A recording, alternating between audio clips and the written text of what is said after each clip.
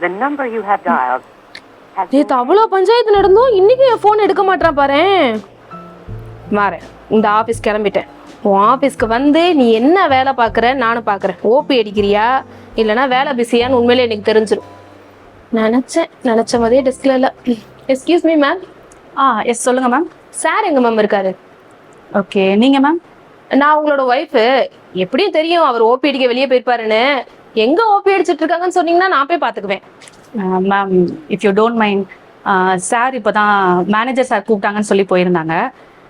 Manager sir கொஞ்சம் திட்டாங்க sir, அதனால் எங்கேயோ வெளியே போயிருக்காங்க. திட்டாரா? எங்கே போயிருக்காங்கன்னு தெரியுமா? சாரி மேம், தெரியல. சார் வெளியே போனாங்க, அதை மட்டும் தான் நான் கவனித்தேன். அப்படியா? எதுவும் என்ன இஷ்யூன்னு தெரியுமா? எதுவும் மேஜர் இஷ்யூவா? மேம், சாரு அப்பப்போ ரொம்ப டென்ஷன் ஆயிடுறாங்க. இப்போ சாருக்கு ஒர்க் அதிகமாக இருக்குது. ஃபோன் வந்தாலே கொஞ்சம் டென்ஷனாக தான் ஆகிறாங்க. ஏதோ மணி ப்ராப்ளம் இருக்கும்னு நினைக்கிறேன்.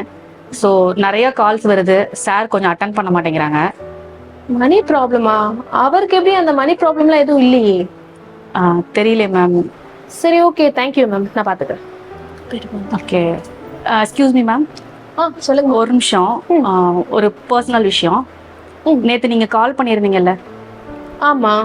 அந்த டைம் கூட சார் ஃபோன் எடுக்கிறதுக்கு ரொம்ப டென்ஷனாக தான் இருந்தாங்க. ஏன் கால் எடுக்க அவர் டென்ஷன் ஆனாரா? சாரி மேம், என்ன விஷயம்னு எனக்கு தெரியாது. பட் சார் ரொம்ப டென்ஷன் ஆகிறாங்க இப்போது.